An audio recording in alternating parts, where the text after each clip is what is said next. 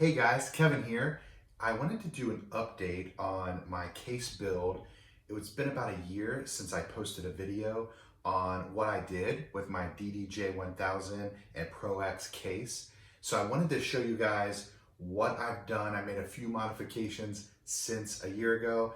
I've taken this out dozens of times. Of course, been a little bit shackled with COVID, but there's been plenty of opportunities to take this thing out, set it up, tear it down.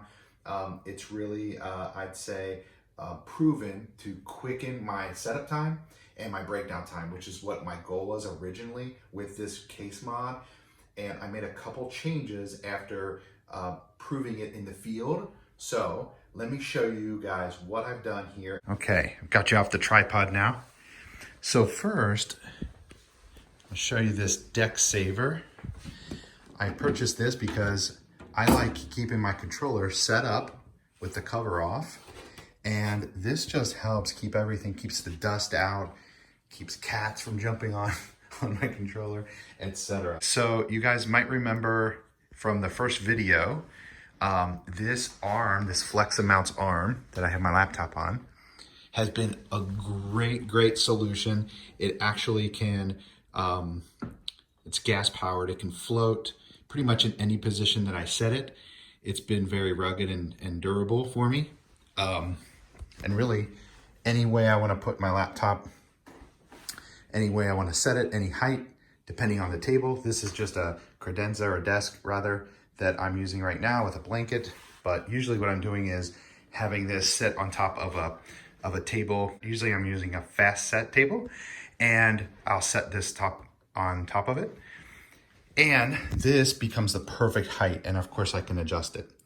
Okay, so what else have I done here? Just looking at the face, you might see that I've changed the colors of the knobs here. And this is just to match up with the bass, mids, and treble of Record Box 6. So I kind of like that look.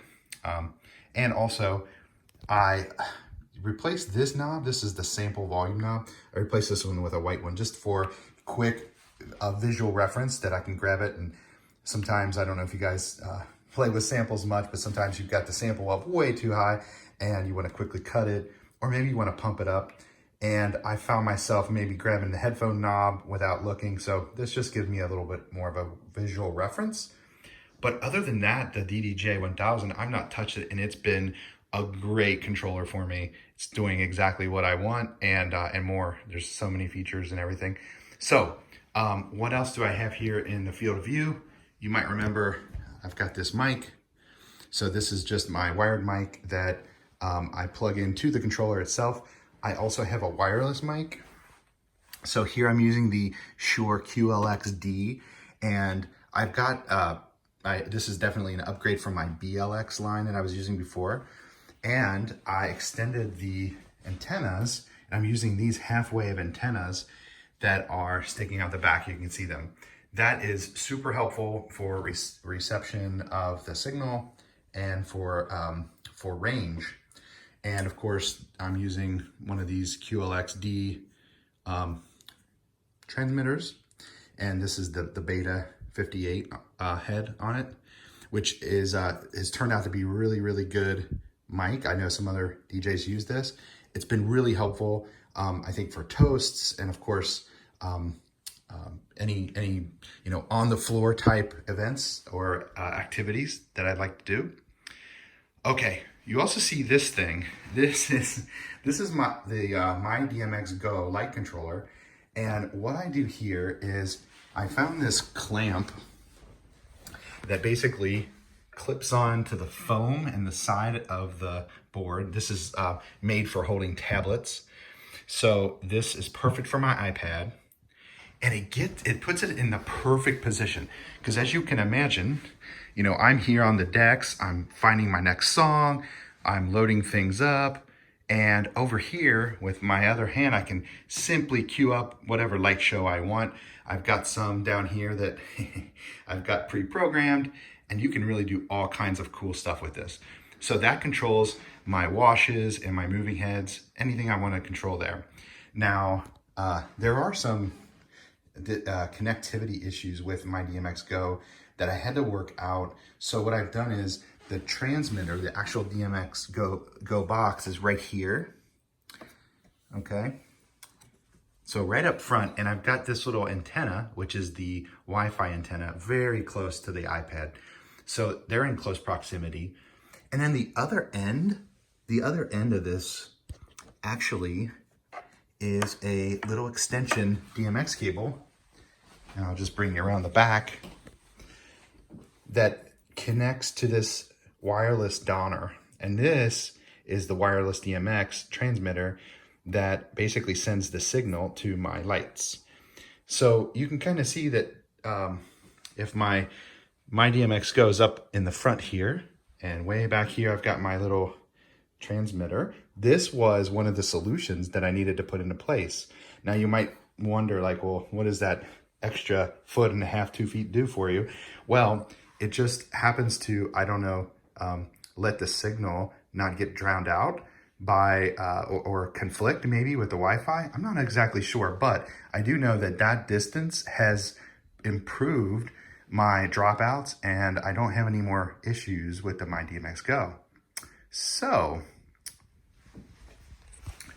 I think that has been a very good little modification, and this all breaks down. I'll show you. This all snaps off, breaks down, and I fold it and put it into the controller case. So I'll show you that in a little bit.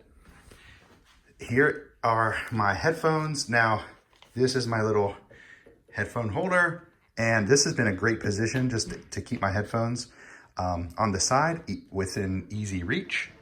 I also, under here, under the case, of course, the mic receiver, but also this I just have is a power cord. Now what I'll do with this, it has a lightning connector. I'll either charge my phone or it stretches over and it can charge the iPad if I either forgot or if it's a very long event and my iPad needs a little more power. I also have here this is actually an audio input. Now it has the lightning adapter on it, or I can go mini plug, the TRS mini, and basically what that will do is connect into my channel 4. And if I need to play a song from a phone or some other source, I can do that very easily and quickly with access right here in front. Okay, so aside from that, you guys might see that all this stuff, including my wireless donor, my half-wave antennas for my wireless mic, are kind of just free form in here. And that's on purpose. What I found is I could definitely mount them in some permanent way, but I like having the flexibility so I can take these BNC cables and these antennas and really put them in various spots depending on my configuration or my room. I found just a lot of, I found that the freedom and the flexibility has given me a lot of options. So, whereas it might not look as cool, perhaps, as a BNC connector in the actual case, I think this gives me more flexibility. So I've been a big fan. Now you might wonder, what the heck is this guy? And you might notice this symbol. This is a Beats pill. And one of the things that I found, you guys might be very, this is an amateur thing for me to admit, but one of the things I found is that when I use a booth monitor or any kind of sound signal source that's actually facing me, I enjoy the sound a lot more than just having speakers on either side of me, facing out toward the crowd or the guests, and then that sound reverberating around the room and bouncing back to me. This little monitor, this little Beats pill, has been so good because I can certainly, with the booth monitor volume knob right here, I can adjust the volume that is played and actually that comes back to me behind the booth. But what's great is, like any booth monitor, I can hear and experience the sound just like my guests or just like whoever's in the audience. So, it's been just a great, a great thing. And this little Beats pill, I mean,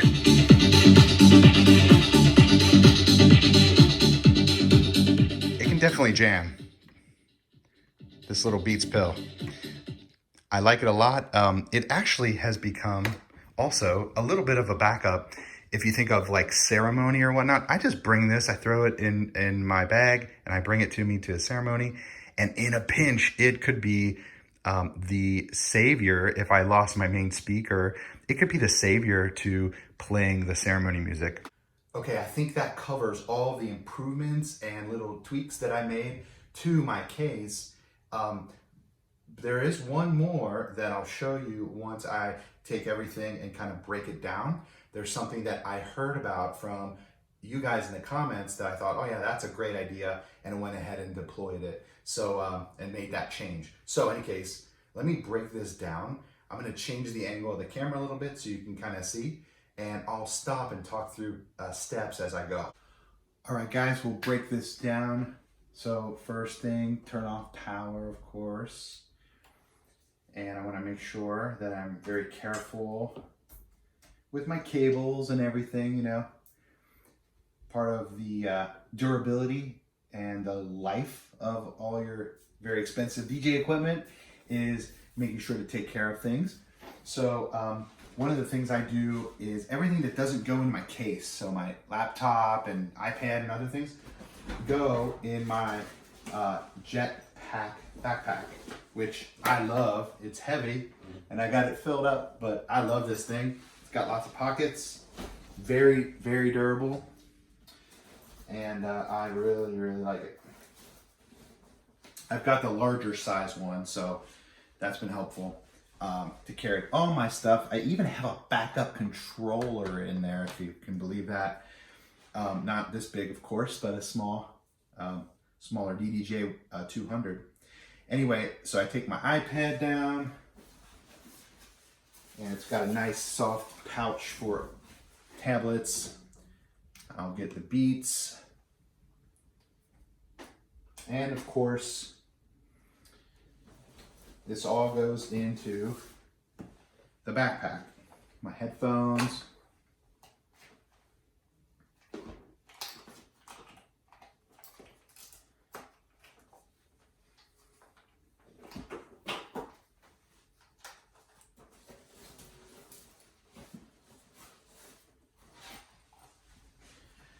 microphone,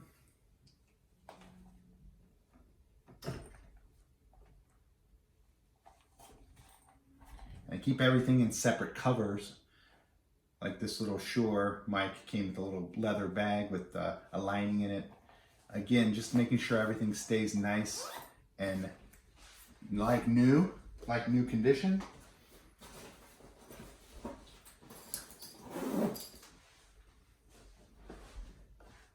Okay, here's my little headphone holder that my brother made for me with his little blowtorch and welding skills. That goes right in the case, as does my iPad holder for the My DMX Go for the light show. And essentially, this comes right off like I just did, and I break this down into 3 little components.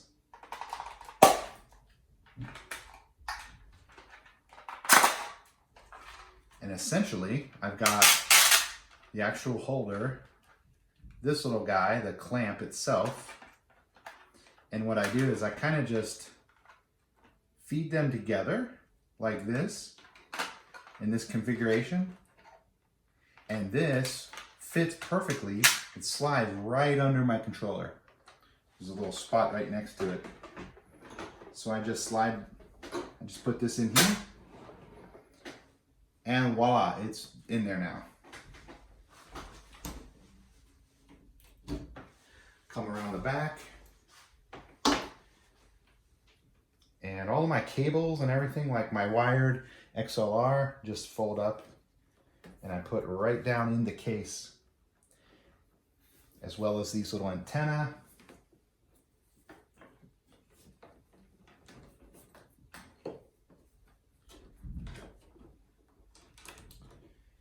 And here's this quick release mic gooseneck. This has been a great asset. I just fold this in here as well. I put it right down in here.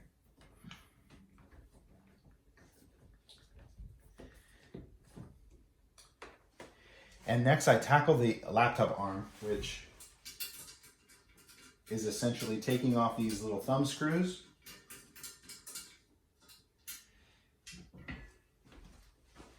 And making sure to put them back in for next time. And then this will attach to the lid, the inside of the top lid of my controller, if you remember from my first video. So this will fold in side of itself.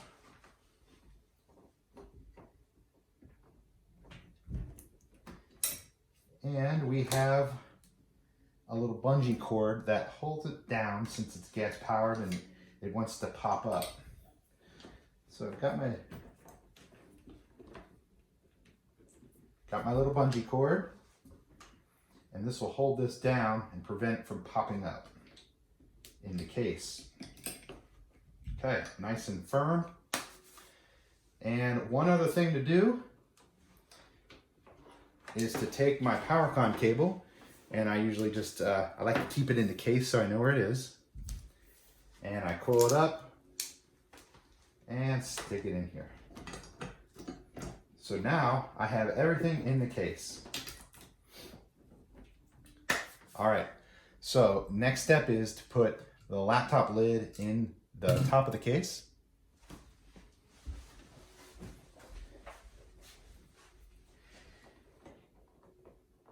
I'll put this piece in the front.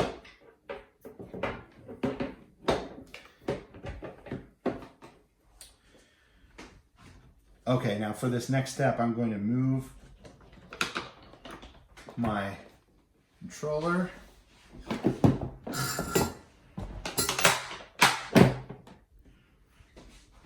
And here's the lid. And here is the inside. Now what I did was I found myself, as I would put this away at night, I found myself forgetting how it went, or I would basically put it on backwards or upside down, and it made it a little wobbly, and I got kind of scared that it might fall on my controller. So I don't know if you can see this, but I just took a silver Sharpie and made like an outline, and that helps me remember how it goes. Also, I made little circles on the bottom of the laptop lid so I know what hole to put in for the screws.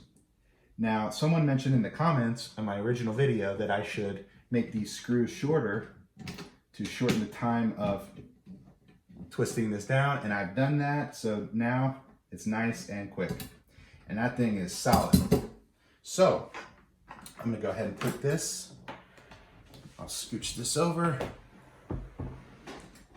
and I'll put this lid on. Fits nice and snug.